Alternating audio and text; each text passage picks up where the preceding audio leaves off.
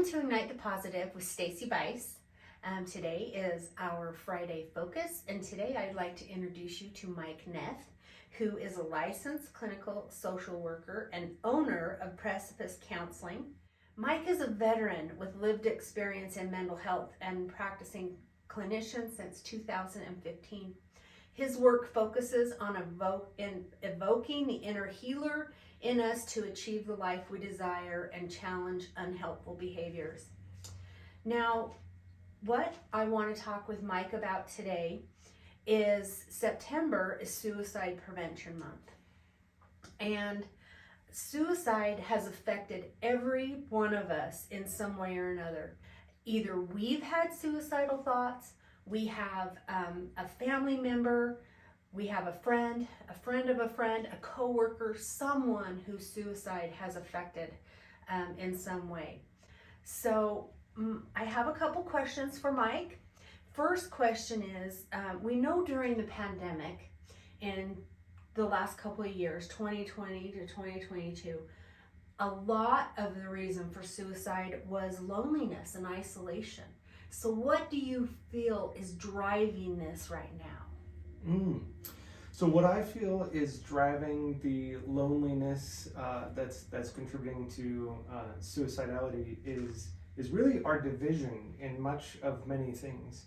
As we think about politics, as we think about social standing, as we think about school or homes or family, every aspect of that kind of has us separated from those that are around us. Even when we show up to family events, like many of us are on our phones, watching YouTube or watching videos or chatting on Messenger, when there's someone right next to us that then feels like they're just there and there's no real connection.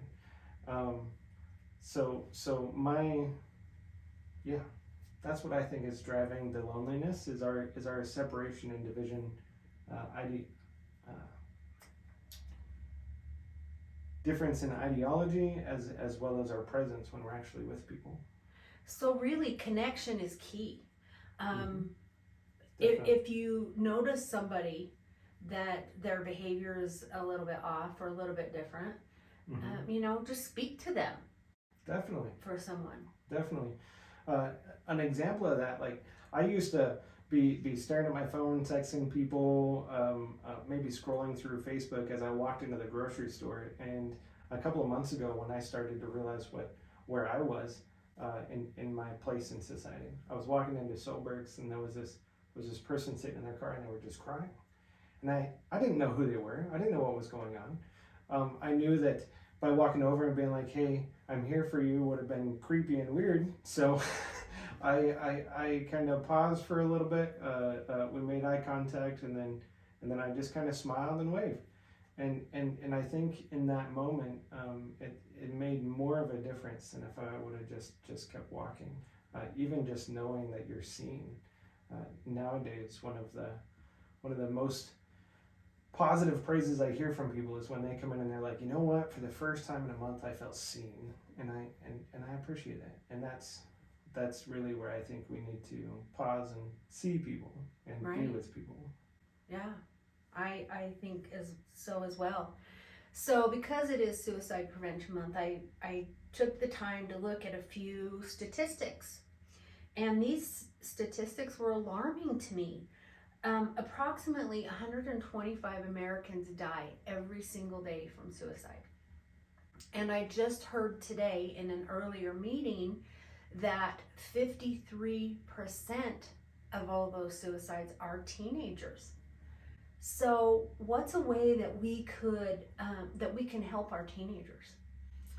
Yeah, that's a loaded question. When we think about helping our teenagers, it's really about finding something that really speaks to and works with them. Suicide is often viewed as a solution, as a way out, as something to solve the pain that we don't think will ever end. So like if we go back to that like connection and being present with people, oftentimes we can hear what actually can be offered for that person if we put stuff aside and listen. So when we think about what that looks like, I would suggest community activities, involvement, like just showing up and playing catch one day, right? But like not just doing it, but really doing it, being present, getting to know them, sharing time with them. Right. And then as you get to know them and what their struggles are, then I believe that what they need and the answer will be provided once we show up and listen to people. Right. When we talk about that inner healer within all of us, there is a space in our own heart and mind where when we really take time to sit with someone, that inner healer tells us exactly where and what we need to do. Right. That's wonderful. Well, once again, I know that we have all been affected by suicide, whether it's even our own thoughts of feeling, like Mike said, that this pain is never going to end. And, just asking ourselves the questions of why. So as a life coach, I refer my clients to people like Mike, licensed clinical social workers that can help. But in the interim, if you're having suicidal thoughts, if anything like this is coming up for you or someone you know, there is a suicide hotline that you can call, or even just 911. But if you don't want to go that far, call a friend, somebody. But let's ourselves be more inclusive, do our part to connect with people in our communities and to connect with those that so desperately need our help, that we can take these statistics down. If we can take that 125 down to 124 today, that's going to be awesome. If I may add one resource, you can put this in anywhere you want. Within Tooele County, if you call the local 911, you don't have to tell them your name. You don't have to tell them where you are. When you talk to them, you say, hey, I'd like to talk to a crisis worker. My name is John Doe or Jane Doe. And they will get a provider like myself, whether it be a therapist or a case manager, that will come out and talk to you either by phone or will show up in person to help you.